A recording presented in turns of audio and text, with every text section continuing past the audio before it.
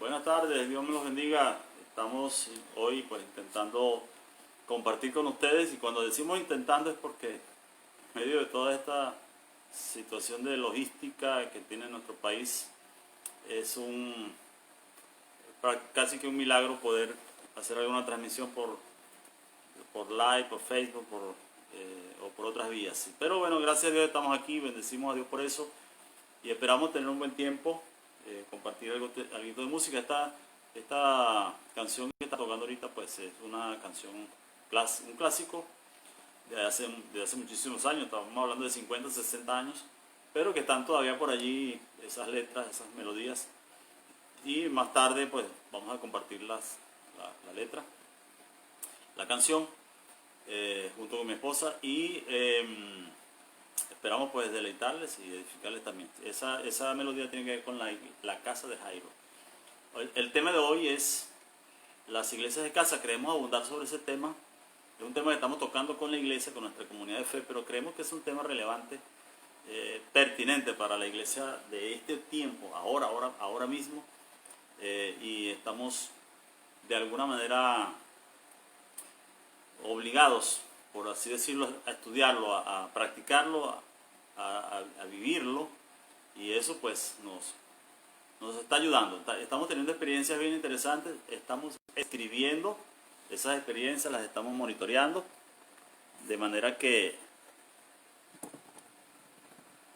puedan documentarse, puedan guardarse y puedan quedarnos como recurso técnico.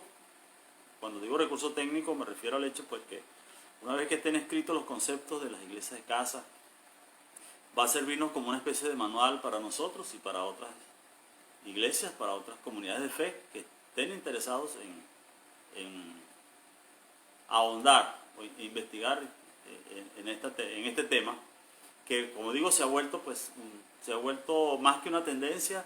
Nosotros estamos creyendo que se trata de una estrategia divina que Dios le proveyó a la iglesia desde sus inicios y que le ha servido en toda la historia de la iglesia para enfrentar situaciones como las pandemias, por ejemplo, o situaciones de persecución, de mucha dificultad para reunirse en grupos grandes, donde no hay libertad de reunión. Estábamos escuchando leyendo el testimonio de un hermano en uno de esos países intolerantes, más o menos tipo Corea del Norte, Irán, la China popular, en donde la iglesia tiene que reunirse de forma clandestina, y la gran mayoría de las iglesias, la gran mayoría de la población, en China estamos hablando de unos 120 millones de chinos, se tienen que reunir clandestinamente. Ya hemos visto imágenes, suficientes testimonios. Hay una página de la iglesia, varias páginas de la iglesia perseguida, páginas Puertas Abiertas y otros ministerios que nos dan reportes del mundo entero, donde nos dicen, y algunas cosas se convierten en noticias ya para otros medios, que han demolido templos, han demolido lugares, y la razón es simple, pues la iglesia de pronto no se vuelve servil en algunos casos y es perseguida. Entonces tiene que reunirse en casas. Entonces las iglesias de casa se convierten en una estrategia que le ha servido a la iglesia desde los tiempos de Nerón, desde los tiempos del Imperio Romano, que se torturó cruelmente a los creyentes, se les incendió, se les mató, se les echó a las bestias en el Coliseo Romano, hasta los días de hoy. Pensábamos que esos tiempos de intolerancia pudieran superarse y no se han superado. Siempre hay un sector de la comunidad internacional, de los países, de los dirigentes, que son sumamente intolerantes, muy cerrados. Y bueno, el Señor le proveyó a la iglesia desde su inicio una estrategia que le permitiría funcionar por los siglos hasta que Él venga por nosotros. Entonces bueno, hoy vamos a tocar esa temática, pero antes de eso pues quiero compartir con ustedes un poquito de música, un poquito más de música instrumental que lo que hemos estado compartiendo.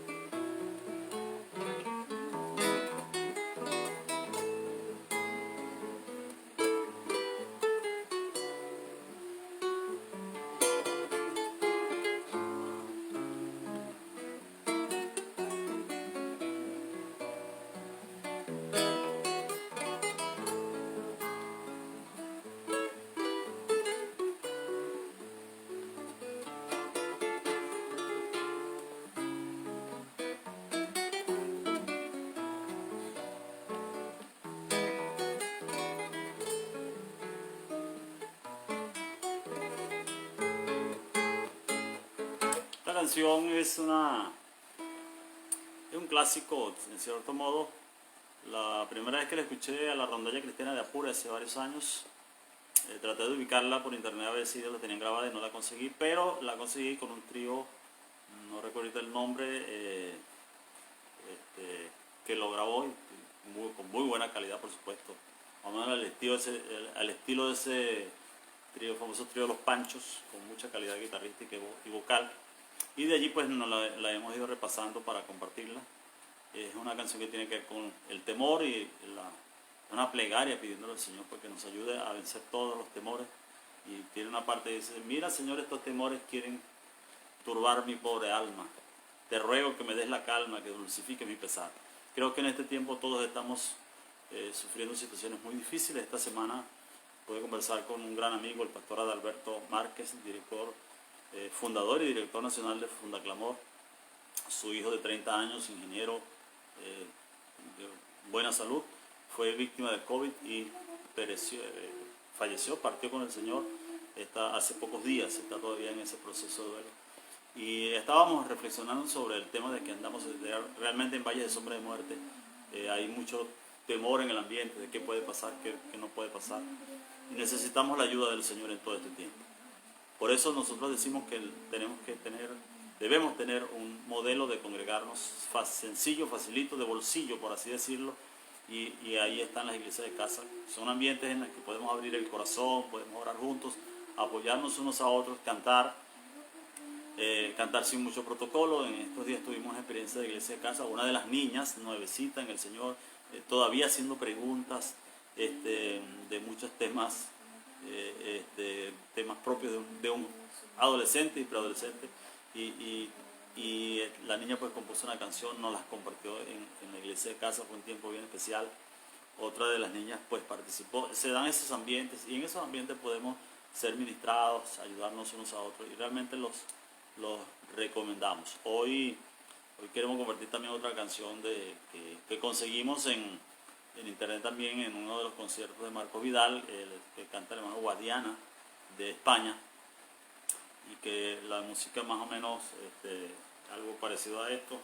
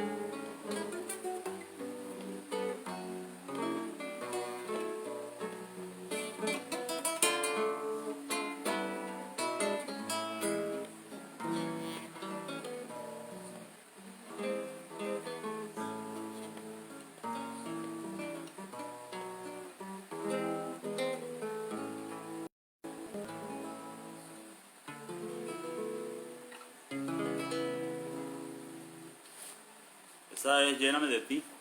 Más tarde la vamos a compartir. Esperamos pues poderles entregar esta canción que la hemos estado ensayando pues durante algún tiempo. Y quería tocar el tema que tiene que ver con lo de las iglesias de casa, precisamente en este tiempo que nos ha tocado no solamente estudiarlo, sino experimentarlo por la necesidad planteada. Y tiene que está vinculada, el tema de la iglesia de casa está vinculado a la génesis de la iglesia o al origen de la iglesia, sus inicios, la iglesia primitiva. Realmente es interesante el ver cómo nace la iglesia. Cuando nosotros conocemos la iglesia en América Latina, ya conocemos la iglesia en templos. Y oímos hablar del templo, capilla. Bueno, ¿cuántos no formaron parte de una comisión pro templo? El sueño de toda congregación era edificar un templo. Un buen amigo, sinceramente equivocado, pero un buen amigo, joven con mucha pasión, me fue a enseñar pues lo que estaba haciendo y me dijo, el Señor me dijo que le edificara un templo.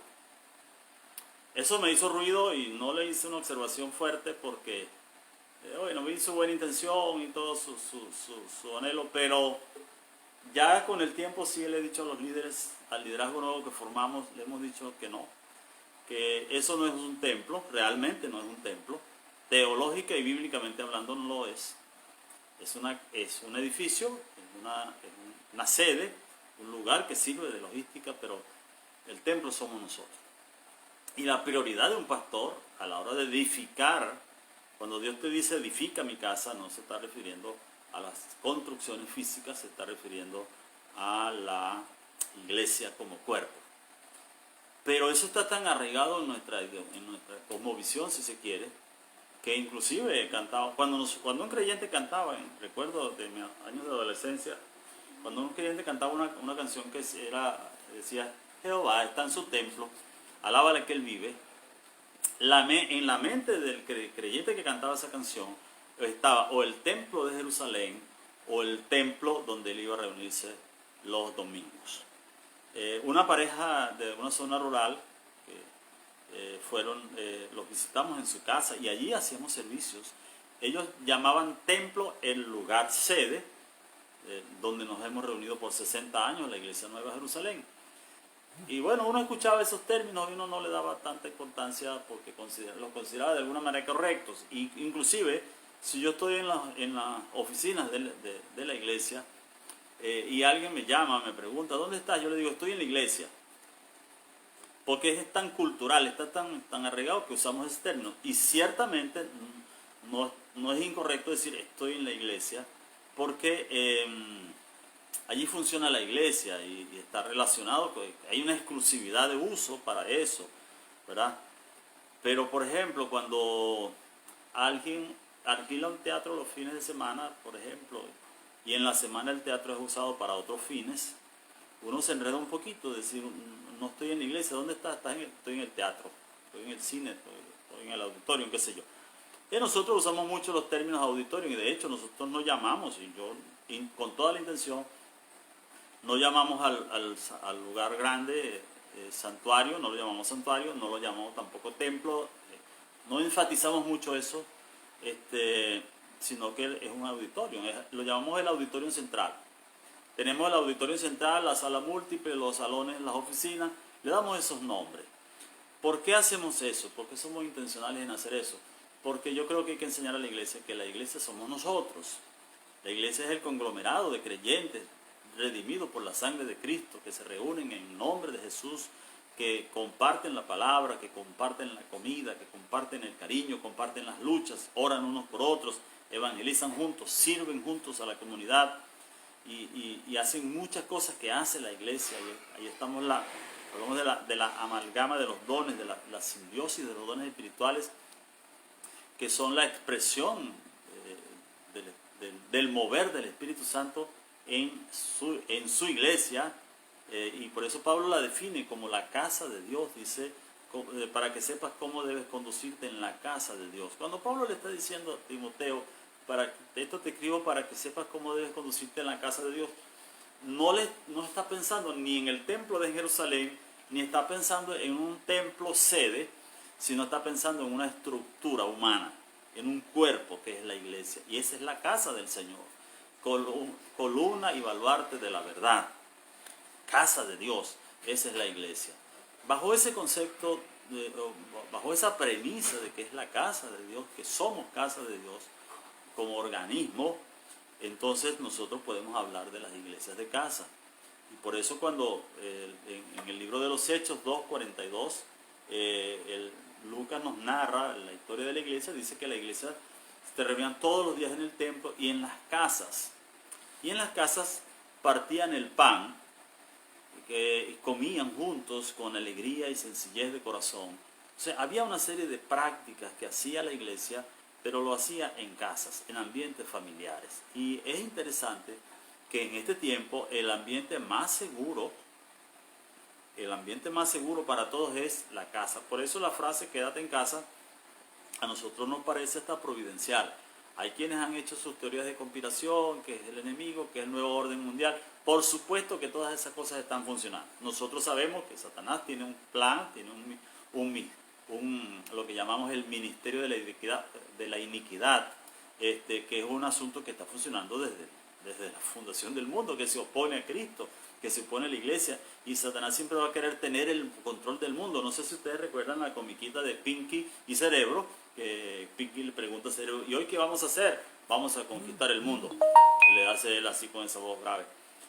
Porque de alguna manera, no sé si se dan cuenta, la colita y la puntica en la cola de Cerebro, que lo presenta como un personaje no muy piadoso, que digamos. Entonces, siempre va a haber eso, y no ignoramos las tramas que el enemigo tiene para cautivar la mente de la gente, para mantenerlos esclavos del pecado, para controlar gobiernos, para engañar a las naciones.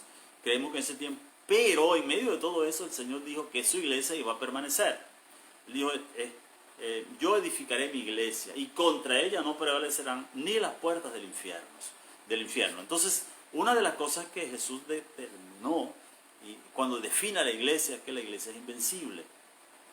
Pero cuando la definió como invencible, no la definió como una estructura rígida, férrea, anquilosada, sino que la definió como un organismo vibrante, vivo, un organismo vivo. Por ejemplo, usó como ejemplo de la iglesia la levadura. Dijo, el reino de los cielos, y el reino de los cielos tiene que ver con el mover de Dios en su iglesia, por la iglesia, a través de la iglesia, en el mundo, y todo lo que Dios hace. Pero básicamente se habla mucho de la iglesia, y dice que el reino de los cielos es semejante a una mujer que tomó 3 medidas de harina y les colocó les colocó levadura y esperó hasta que leudara toda la masa. Esa parábola de Jesús sobre el reino de los cielos como levadura define el mover de la iglesia, la naturaleza de la iglesia, que es algo sencillo y diminuto, un pequeño honguito llamado levadura, que él trabaja en el medio del pan, se mete en el pan, tú no lo ves, pero ves su efecto. Y luego ves cómo va inflándose la masa de pan, la masa de harina, se va inflando, y tú puedes comerte un pan espumoso, bien suave.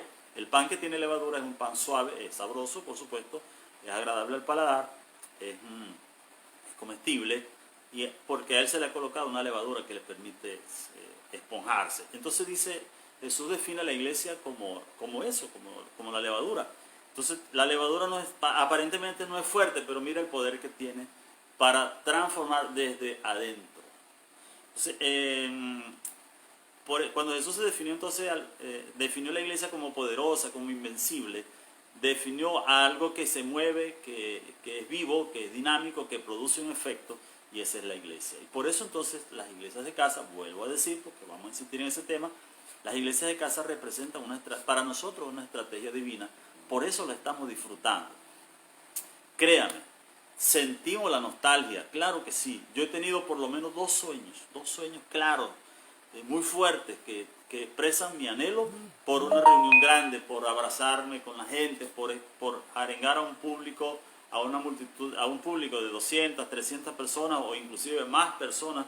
Claro que sueño con eso, claro que anhelo esos momentos, pero en este momento es muy difícil hacerlo por esta situación pandemia que estamos viviendo, y hemos dicho que tenemos que ser prudentes. Entonces, ¿qué nos ha puesto el Señor? El Señor no ha tomado un pequeño juguete para entretenernos y a decirnos, bueno, mire, entreténganse un momento con lo de las iglesias de casa mientras que pasa esto y volvamos otra vez a la rutina anterior. No, el Señor nos está diciendo, por favor, aprendan mis caminos, aprendan mis estrategias.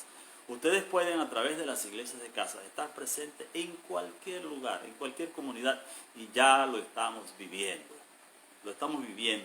Pero no es la iglesia, no es la célula, no es el líder de célula, no, es la iglesia en casa y la iglesia de casa, que hace todo lo que hace una iglesia.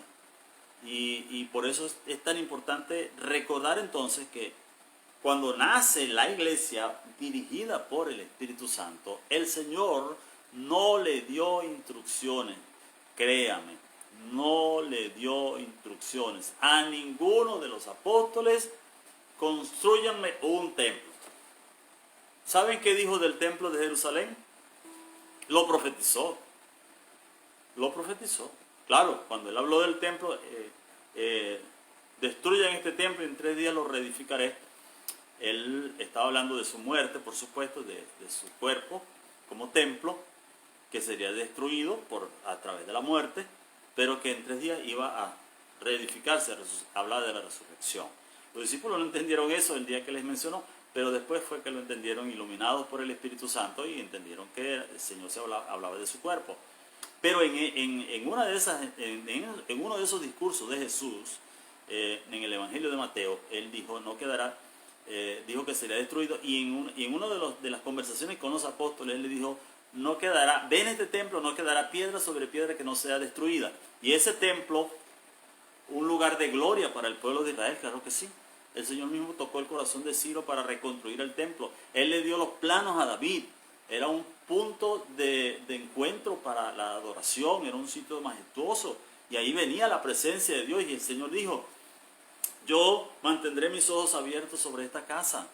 Y yo prometo que donde ustedes estén ubicados en el mundo entero, si ustedes ponen sus ojos hacia Jerusalén y ustedes claman a mí, yo les voy a responder. Sí, el Señor fue quien le dio los diseños del templo, pero ya el Señor le había dicho a David, mira David, esa idea tuya de construir un templo a mí no me parece tan necesaria. Yo no necesito templos, yo no necesito edificios. Los cielos de los cielos no me pueden contener. Pero le dio los planos. Y si le dio los planos es porque al fin y al cabo terminó gustándole la idea y yo sabía. El Señor sabía lo que estaba planeando, lo que estaba haciendo. Sus planes son perfectos.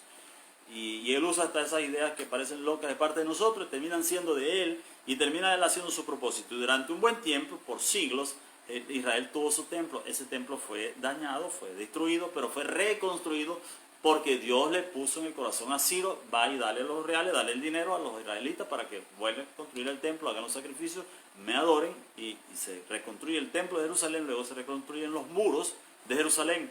Por supuesto, solo celebramos, pero cuando Jesús viene, Él le dice, ese templo, eso se va a destruir. Y en el año 70, Tito destruyó el templo de Jerusalén y desde ahí hasta ahora no se ha vuelto a reedificar. Todavía hay una discusión entre los estudiosos de la escatología de que se va a reedificar, que se van a renovar los... Eso es un tema que todavía está en el futuro, está discutiéndose, pero la promesa para la eternidad es que un día vamos a estar con el Señor para siempre, ya libres de la enfermedad, de la muerte, de todas las cosas que ahora nos aquejan, y dice que Él no va a haber necesidad de sol porque va a ser nuestro sol. Vamos a estar en su casa. Y cuando habla de las moradas, no se está refiriendo a moradas físicas, se refiere a nosotros, a los cuerpos nuevos y glorificados, un cuerpo semejante al cuerpo de la gloria suya que nosotros tendremos cuando estemos ya definitivamente con el Señor, cuando seamos glorificados, o dicho de otra manera, en los términos creo que de Pablo, nuestra redención sea completa, entonces tendremos otro templo que no es este cuerpo que se nos enferma, sino un cuerpo nuevo y glorificado. Entonces, en la idea de Dios, en el corazón del Señor, no estaba la preocupación de que la iglesia construyera una especie de templo paralelo. No, realmente no. Y la iglesia nació entonces en los hogares.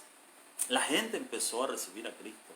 Se bautizaron en sus casas. Por ejemplo, el carcelero de Filipos, que aparentemente pues no era judío, debe haber sido romano, o qué sé yo, otra nacionalidad, pero se supone que no era judío. El carcelero de Filipo es bautizado en su propia casa y allí se abre una iglesia seguramente. Los apóstoles consolidan, discipulan esa nueva familia de la fe. Y así se fue haciendo por toda el pueblo de Israel, por toda Palestina en los tiempos del Nuevo Testamento. Y se hizo luego pues en todo el mundo, en el mundo entero, nacieron las iglesias en las casas. Eran los hogares, no era una norma bíblica, ¿sí? No aparece en ninguna parte de la Biblia la orden a los pastores, tienen que edificar un templo. Ese asunto de los comités pro templo, yo no estoy en contra de que hagamos un comité pro templo, no. Pero usted no va a conseguir un versículo en la Biblia que le indique a los pastores que deben estar pendientes de edificar un templo, un lugar grande de reuniones, ese tipo de cosas. Entonces cuando yo escucho a un pastor o un líder soñando con quiero edificarle un templo al Señor, quiero edificarle una casa al Señor, yo me pregunto, ¿de qué estamos hablando? ¿Qué concepto tienes tú de la iglesia? Entonces ahora el Señor nos está pensando en una medida más pequeña, más versátil, más dinámica, muy poderosa, que es la iglesia de casa. Ojo, claro, ¿significa eso que ya no volveremos a estos lugares? Claro que sí vamos a volver a esos lugares, claro que sí, con mucha fuerza, pero ya la mentalidad ha cambiado. Por eso nosotros usamos en el término en nuestra iglesia, en nuestra comunidad de fe Nueva Jerusalén, que las iglesias de casa llegaron para quedarse. No es un juguete con el que el Señor nos está entreteniendo ahora para que luego volvamos a reunirnos, a congregarnos. No, estamos tomando muy en serio en eso. Y cuando yo escucho a algunos creyentes, y quiero ser enfático en eso, algunos creyentes anhelando congregarse, yo les pregunto, ¿y por qué no te estás congregando? ¿qué defines por congregarte? Estás hablando de que estás esperando un día donde toque una banda toque canciones bonitas, tú sientas la presencia de Dios a través de la adoración de una banda de música muy bonita, y estamos de acuerdo con eso, por supuesto. Y luego pase un predicador y te dé una palabra. Entonces yo creo que no estás entendiendo en qué anda el Señor en este momento. ¿Por qué? Porque nosotros, por ejemplo, tuvimos una reunión el lunes, una reunión de iglesia de casa. Bueno, se nos duplicó y llegamos a estar unas 15 personas en un espacio ciertamente holgado, pero no estábamos no estábamos muy concentrados, pero estábamos en un espacio holgado, unas 15 personas aproximadamente, y allí tuvimos palabra de Dios, reflexión, oración, alabanza, pudimos congregarnos. Entonces, eso es congregarse. El asunto es que nosotros llamábamos el plato fuerte la reunión del domingo, porque se convirtió la celebración del domingo en un paradigma, y no es un paradigma. La Biblia no dice que los creyentes deben reunirse 2 horas o 90 minutos con un orden, 3 alabanzas alegres o movidas y 3 de adoración para preparar a la gente para no sé qué están pensando. ¿Por qué no lo hacemos al revés? ¿Por qué no cantamos las canciones suaves primero y luego canciones de alabanza antes de la predicación? Y entonces decimos, bueno, si la última canción no trae la presencia de Dios, ya va un momento. Las iglesias en China que no tienen una banda, que no tienen ese orden, que no tienen esa última canción, pregunto yo, ¿no traen la presencia de Dios? Si tú no tienes luces y toda esa parafernalia del domingo, ¿no traes la presencia de Dios? Entonces, cuando pensamos así, yo digo, no estamos entendiendo lo que es la iglesia, lo que es la presencia de Dios. Yo te puedo asegurar que tú puedes vivir la presencia de Dios solo en tu comunión con el Señor. Y por supuesto, cuando te reúnes con 2 o 3, tú no tienes que hacer una especie de ritual. Perdóneme que use esta expresión, pero nos podemos volver esotéricos con eso. De pensar que, por ejemplo, nos reunimos 2 o 3 en el nombre del Señor en casa. Y le decimos al Señor, Señor, estamos reunidos en tu nombre para adorarte. La pregunta mía es, ¿cuándo va a llegar la presencia de Dios a esa reunión? Cuando el clima emocional esté preparado, cuando hay una especie de sensación en el ambiente, de nube, no. La presencia de Dios va a llegar en el mismo momento en que esos 2 o 3 creyentes, con un corazón sincero, dicen, Señor, venimos a adorarte. Queremos estar contigo, Señor. Queremos bendecir tu nombre. Aquí estamos en casa, en un ambiente sencillo, cálido. Ahí viene la presencia de Dios. Entonces, no hay que hacer una especie de ritos. Y me preocupa eso, que los creyentes estén pensando, oye, anhelando esos momentos. ¿Estoy diciendo que no lo hagamos? No. Yo estoy de acuerdo que los músicos ensayen para el domingo, que tengamos un buen ambiente. Estoy de acuerdo que toquemos para el Señor, claro que sí, y que lo hagamos bien, que lo hagamos con arte para el Señor. Eso no está mal. Lo que está mal es que consideremos que ese es el único lugar o momento o forma en que podemos traer la presencia de Dios, en que pensemos que tenemos que hacer ciertos mantras, tener ciertas expresiones o adoptar ciertas posturas para que se manifieste el poder del Espíritu Santo, la unción de Dios. No, Él ha prometido que cuando usted se reúne, es más, cuando usted camina por las calles de su comunidad, cuando usted llega a su casa, y por eso hemos hablado de la familia nuclear como la última falange del reino de Dios, de la expresión de la iglesia, y consideramos que la familia nuclear es iglesia y puede representar dignamente a la iglesia.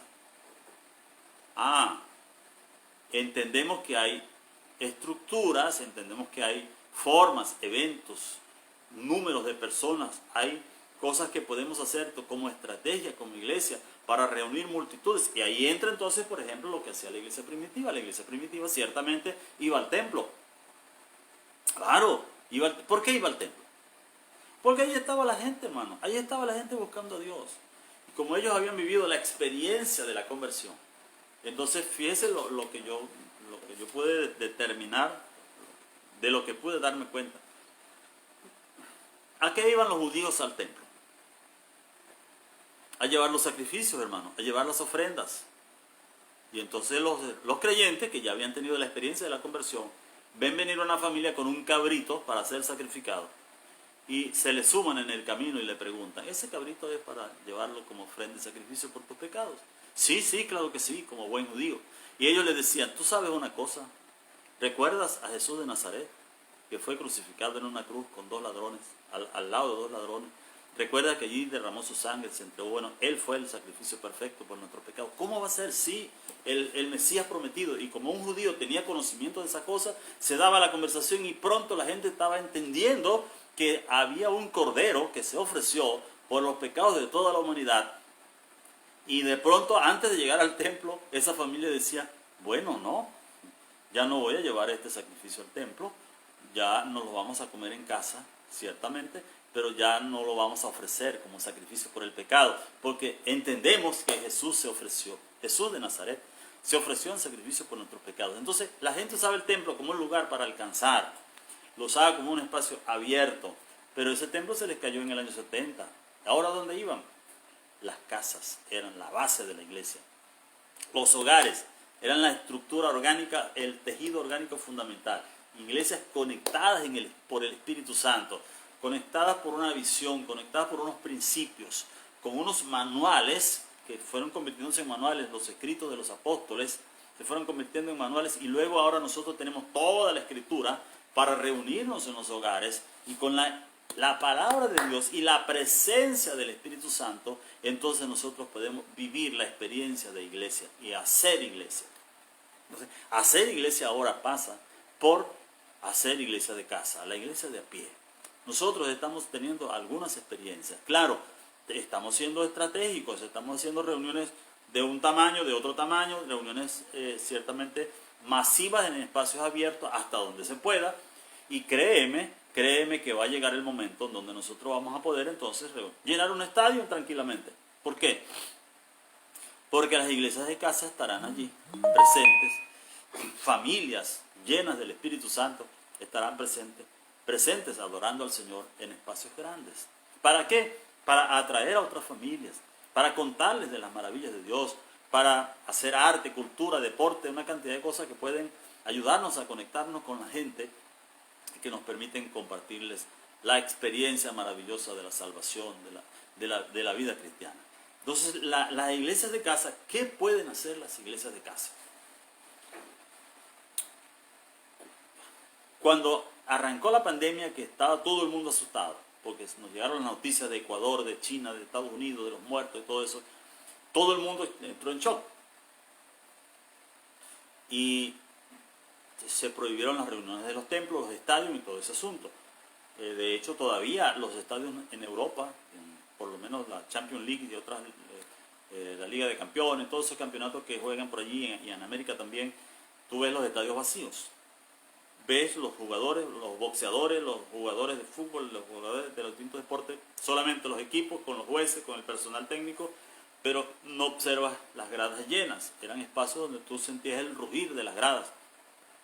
Ya eso no se hace, y nosotros como iglesia entramos dentro de ese grupo, porque nosotros tendemos a reunir multitudes. Hay iglesias que reúnen el domingo 12.000, 15.000, 20.000 personas en un solo servicio, otras 5.000, otras 200 personas, otras 50 personas, pero tendemos a reunir grupos grandes, somos sociables, somos muy cercanos, y por supuesto somos un grupo de riesgo. Por eso es que hay la prohibición de que nos reunamos y que no tomemos previsiones, entonces, por el tema del contagio.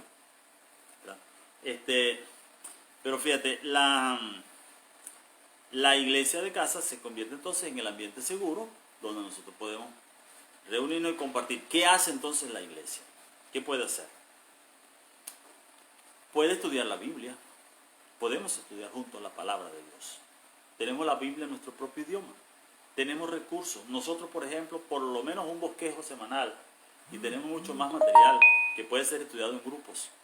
Tenemos iglesias de casa, por ejemplo, que no solamente tienen una reunión para edificación y adorar al Señor, sino que tienen una escuela bíblica organizada. Y están estudiando excelentes manuales de manera presencial en grupos pequeños y están estudiando la palabra de Dios. Y están haciendo escuela bíblica, están estudiando teología.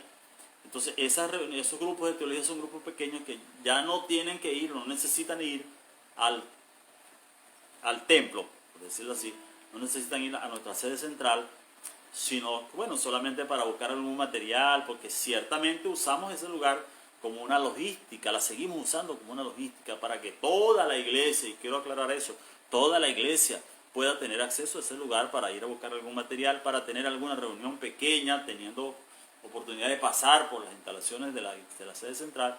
Por supuesto que la puede utilizar, y de hecho lo estamos haciendo para grupos pequeños, para niños, para jóvenes, para caballeros, etcétera, de acuerdo a las necesidades, y en grupos manejables, por supuesto, grupos pequeños, pero no estamos haciendo una reunión grande. Entonces la iglesia de casa puede resolver muchos de los asuntos que tiene que resolver la iglesia, y tiene todo el apoyo logístico. Hemos ofrecido todo el apoyo logístico en el sentido de proveerles materiales. Con un pendrive, con un pequeño pendrive, un DVD, con una computadora, con un celular, se puede tener acceso a recursos que estamos poniendo en manos. A través de WhatsApp, por ejemplo, enviamos todo el bosquejo de este tema que yo estoy compartiendo. Está en nuestro grupo de WhatsApp, está a la orden para usted si lo quiere tener. Se lo podemos enviar también a su vía internet, vía Facebook, se lo podemos poner en sus manos y usted puede tenerlo tranquilamente. Entonces todos esos recursos es para que la iglesia se pueda reunir. Entonces, la iglesia puede estudiar la palabra juntos. ¿Qué más pueden hacer? Pueden orar. Podemos orar juntos, unos por otros, y allí nos vemos a las caras y nos contamos nuestros sueños, nuestros anhelos, nuestras necesidades. Podemos también orar por las necesidades de la comunidad, y por eso nosotros propusimos el programa Centinela de Oración, que es un programa de oración por necesidades de la comunidad, y propusimos que las familias nucleares, las familias y las iglesias de casa, bien sea unifamiliares o plurifamiliares, pudieran orar por todos, por toda la comunidad, por las situaciones que ocurren en la comunidad, por las familias. La iglesia de casa, ¿qué puede hacer? Puede servir. Podemos servir juntos a la comunidad. En el libro de los Hechos dice que tenían favor con todo el pueblo. ¿A qué se refiere eso? Se refiere a que ellos bendecían a la gente, compartían la comida, se ayudaban unos a otros, y pertenecer a la comunidad de Dios era un asunto bien interesante.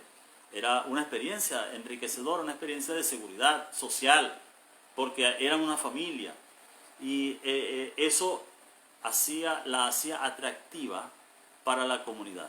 Y entonces recuerda que no era la gente, por ejemplo, cuando hablaba de la iglesia, no decía, no, la iglesia está en la calle tal.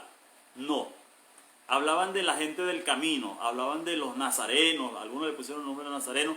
Pues en Antioquía fue donde por primera vez los llamaron cristianos, para decir que eran seguidores de Jesús, seguidores de Cristo. Pero la gente no decía, no, la iglesia está en tal sitio, al frente de la Plaza Bolívar, por decir algo. No, decía, bueno, en la casa de fulano, en la casa de César, en la casa de Onesíforo, en la casa de María, en la casa del Señor tal, allí funciona una iglesia, y la gente sabía y conocía que eran creyentes, y por supuesto allí podían ir para ser ministrados, para recibir a Cristo, para orar por sanidad.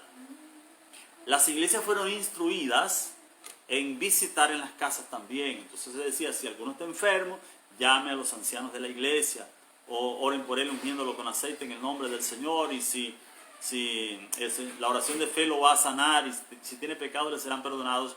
Estamos hablando allí de una iglesia que está cerca, una iglesia de pie, donde la gente podía ir y venir, ir a las casas, o de las casas venir a donde funcionaba una casa. Por eso se habla de la casa, la iglesia que está en la casa de César, la iglesia que está en la casa de tal, de fulano de tal, tú ves esas expresiones en el Nuevo Testamento. Nunca vas a ver, bueno, la iglesia de Esmirna, que está ubicada al lado del Coliseo tal o del Areópago. No.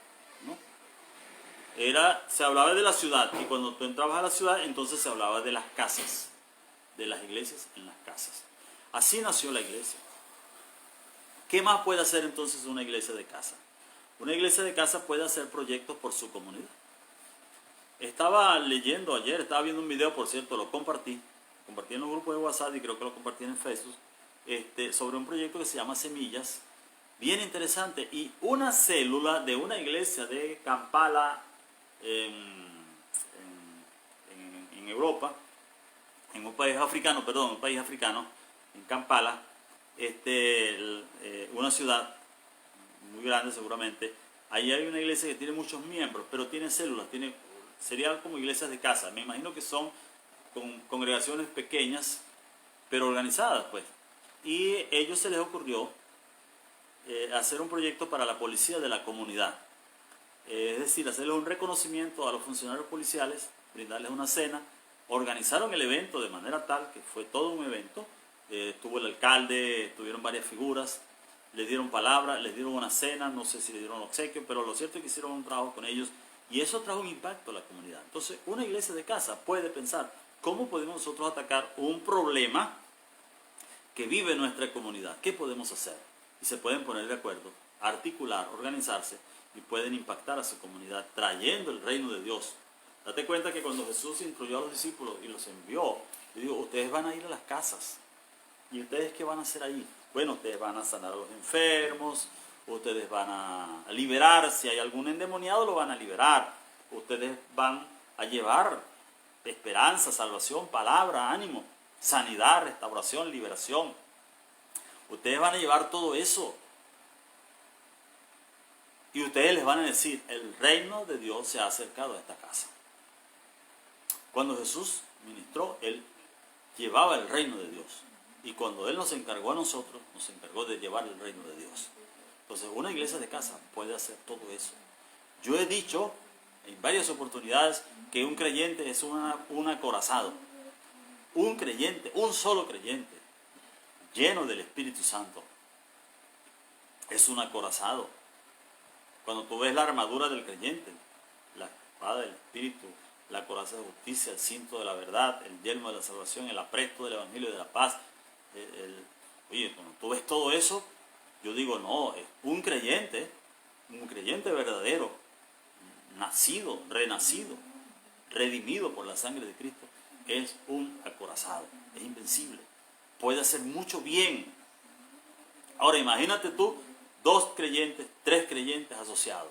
Imagínate tú una familia que se entiende como familia cristiana, que adoran al Señor. Es increíble lo que pueden hacer. Hemos oído testimonios de familias que se han organizado para cantar. Mi esposa es una amante de la familia de Miel San Marcos y han contado sus testimonios, sus historias. Son una familia y como familia se han organizado para bendecir al mundo con el arte, con la música. Y es increíble lo que están haciendo. Y son una familia. Y mira cómo Dios ha puesto recursos en sus manos. Entonces una sola persona bien organizada, ya una asociación de 2 o 3 personas, de 2 o 3 familias que aman a Dios, que creen en la palabra de Dios, que viven en integridad, en novedad de vida, son una influencia poderosísima. ¿Y esas familias pueden reunirse juntas? Claro que sí. Pueden llenar un estadio. Te voy a decir algo, creo que es una palabra que Dios me dio para este tiempo. Me dijo, mira hijo, enfócate en las iglesias de casa, aprende eso, haz ingeniería de eso. Y usted dirá, ¿el Señor habla así? Sí, el Señor habla así. El Señor es inteligente, el Señor sabe más que todos los ingenieros, sabe más que todos los médicos, sabe más que todos los técnicos. Y el Señor me dijo, mira, investiga eso, dúchate en eso, vívelo, experiméntalo, escríbelo, organízalo y yo te entregaré los estadios. Nosotros soñamos con llenar los estadios, pero para llenar los estadios tenemos que llenarlos de casas transformadas, y eso va a ser poderoso, va a ser muy poderoso. Así que quiero animar quienes ya se están reuniendo. Si tú estás todavía suspirando por la reunión grande del domingo que hiciste por años, deja de suspirar por eso ya. Organiza tu casa, limpia tu vida. Abre tu casa como un altar para el Señor. Asóciate con una familia cercana de tu iglesia. Cuando digo de tu iglesia me refiero porque pues hay una filosofía de ministerio común. Nadie va a decir, bueno, mira, te estás llevando de otra iglesia para... No.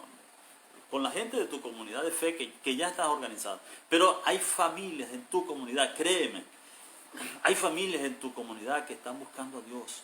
Y te necesitan. Tú serías el referente para esa familia. Porque ya tú tienes una experiencia de conversión.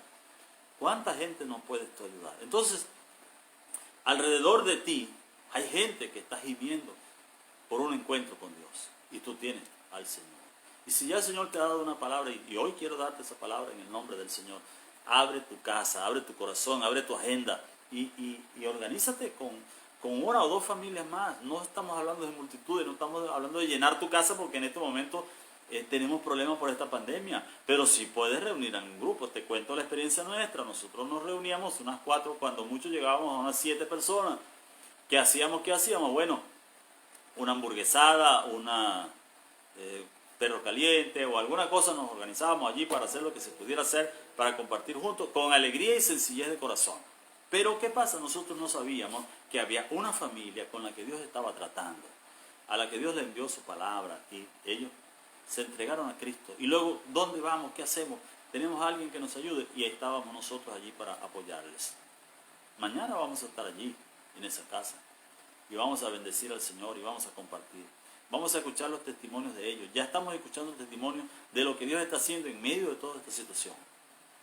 Entonces, ¿qué pasó? Abrimos nosotros un poquito el compás. Ya no somos 4, ya somos, llegamos a ser 15.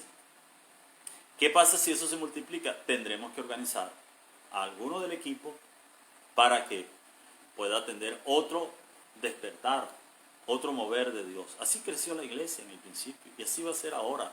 Entonces, hay familias alrededor de tu casa, hay gente, tu propia familia. Mira lo que nosotros hemos llegado a decir.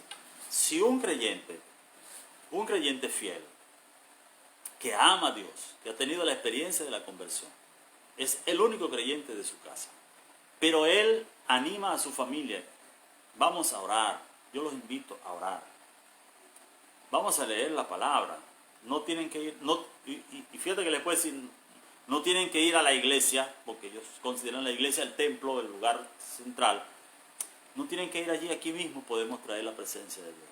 ¿Tú crees que el Señor va a dejar solo a ese creyente? ¿Tú crees que no va a descender la gloria de Dios, la unción de Dios, la presencia de Dios, cuando ese adolescente, ese joven, esa madre, qué sé yo, cualquiera que sea, asuma el liderazgo espiritual de su casa y diga, yo quiero que me acompañen a orar, vamos a orar un poco? No les va a prohibir que hagan otras cosas, no va a decir, no, ahora no vamos a escuchar más música mundana, ahora no, lo único que él va a decir es, denme un tiempo, denme una hora, denme media hora, todos los días o 2 veces a la semana. ¿Sabes que si un creyente me dice a mí, pastor, ¿sabes que estoy haciendo eso en mi casa? ¿Qué le voy a decir yo? Hijo, tienes una iglesia en casa. ¿Quién es el pastor de esa iglesia en casa? ¿Eres tú? Pastor, pero yo no soy pastor, tranquilo.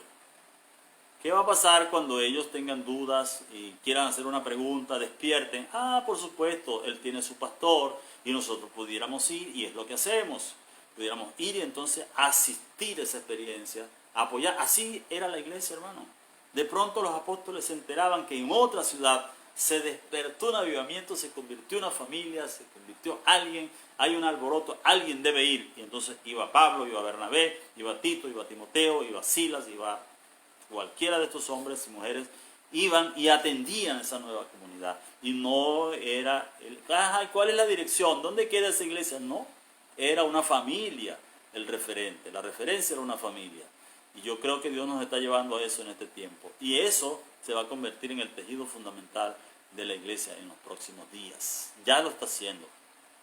Entonces, por eso te digo, un solo creyente consagrado, fiel al Señor, que ama a su familia y les proponga eso y me diga, pastor, yo estoy haciendo esa reunión, yo le voy a decir, eso es, estás haciendo iglesia, porque tú estás acercando a tu familia. Ahora, ¿qué pasa? Cuando tú necesites, aquí está el equipo, aquí están tus pastores, tus líderes, tus maestros, mira, aquí tienes este material, aquí hay este recurso, necesitas que vayamos un momento, bueno, vamos, hacemos un sacrificio, conseguimos un poquito de gasolina, no sé qué vamos a hacer, pero vamos a apoyarte en eso.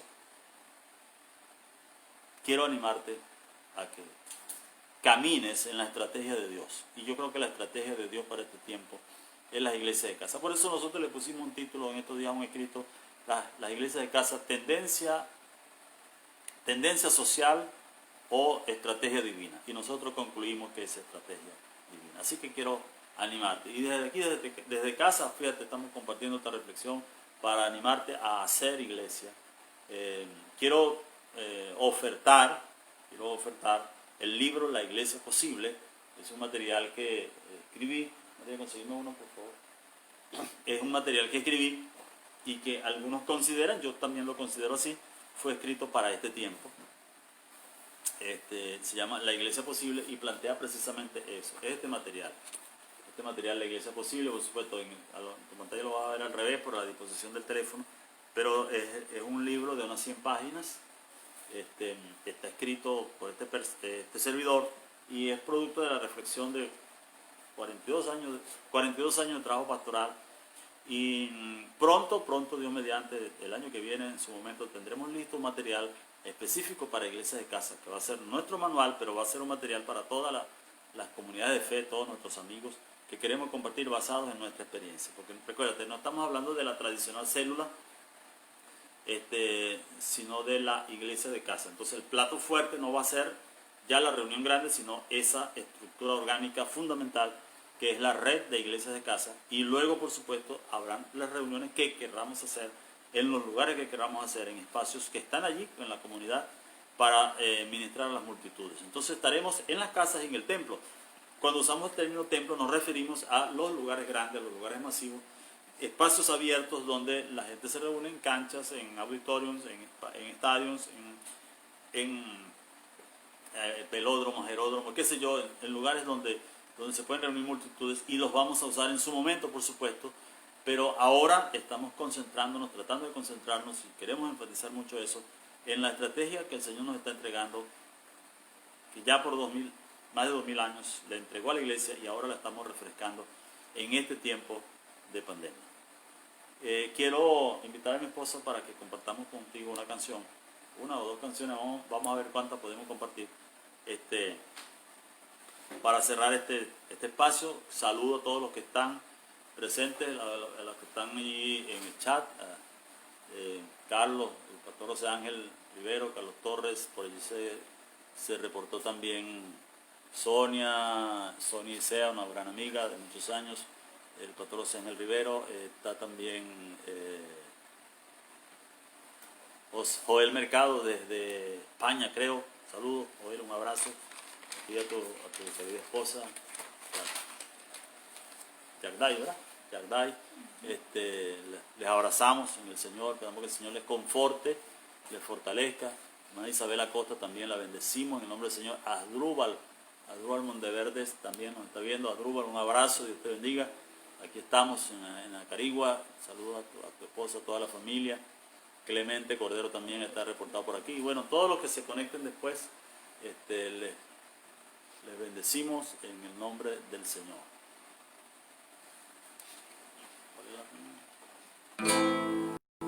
Esta es la canción de una de las experiencias de Jesús. A la casa de Jairo iba Jesús cuando lo invitaron a que fuera a una casa.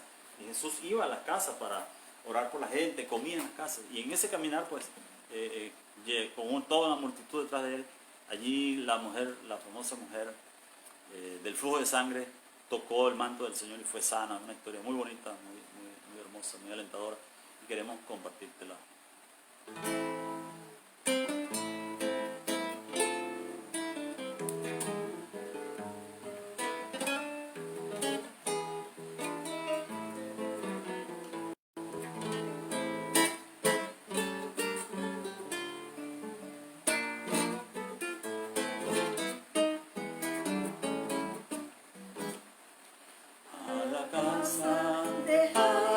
a Jesús.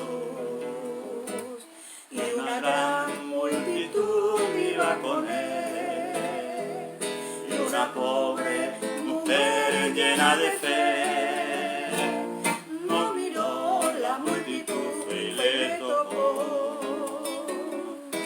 Haz tú cual la mujer que fue y tocó el borde del vestido del Señor. Virtud salió de él y ella sanó. Y si le tocas tú, sanas también. Aquel pueblo tan ganso y numeroso, una parte creía en el Señor, pero el resto, enemigos y furiosos, no creía en Jesús el sanador. Haz tú cual la mujer que fue y tocó el borde del vestido del Señor. Virtud salió de él y ella sanó. Y si le tocas tú, sanas también. Yo fui quien le tocó mi buen Jesús. Mi enfermedad ningún doctor pudo curar. Tu fama oí, Señor, y vine a ti. Y ya sanada estoy, perdóname.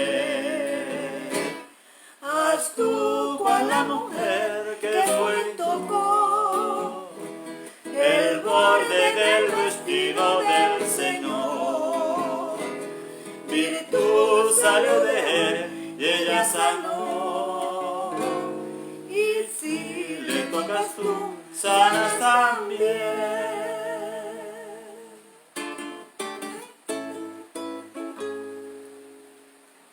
Mira, esa canción la oímos desde adolescentes, en dúos, en tríos, debe estar por allí en algunas canciones, pero muy poco está porque pertenece pues a los clásicos inmortales de la iglesia, de la himnología cristiana. No se canta en las congregaciones porque no era una canción de cantar en grupo, sino que era lo que llamábamos en ese tiempo especial. Tenemos un especial era una canción que cantaba un dúo, un trío, un solo, y no toda la congregación la acompañaba. Pero bueno, han quedado allí. Hay una canción que la primera vez que la escuché de verdad me cautivó el tema, la música, todo. Es un hermoso poema, cantado por el hermano Guadiana, un amigo de Marco Vidal. En uno de sus conciertos, en uno de los conciertos de Marco Vidal, él invita a Guadiana con un equipo de músicos. Guadiana es un hermano español y él canta esta canción, Lléname de ti.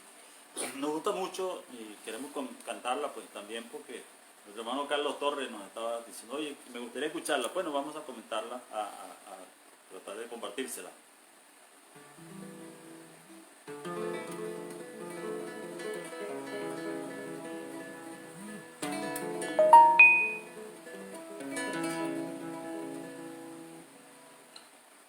Quiero respirar tu aire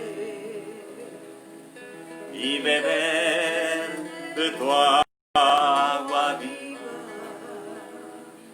que me limpies con tu sangre. Quiero ser un alma tuya y que no me aparte nadie. Que me limpies con tu sangre. Quiero ser un alma tuya y que no me aparte nadie. Lléname de ti, de ti, de ti. Quiero que tu amor inunde mi alma, que tu dulce paz me embriague con tu fragancia, y quiero sumergirme, Señor, bajo tus aguas. Lléname de ti, de ti, de ti. Quiero que tu amor inunde mi alma, dulce paz me embriague con tu fragancia y quiero sumergirme, Señor, bajo tus aguas. Quiero sentarme en la orilla de tu mar de maravilla y perderme en tu mirada y arrastrado por la oleada del amor con que tú me amas y perderme en tu mirada y arrastrado por la oleada del amor con que tú me amas. Lléname de ti, de ti, de ti.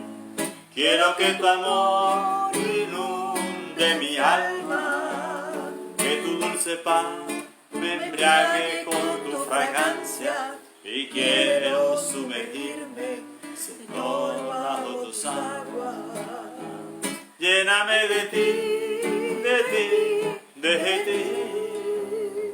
Quiero que tu amor inunde mi alma, que tu dulce paz me embriague con tu fragancia y quiero sumergirme, Señor, bajo tus aguas.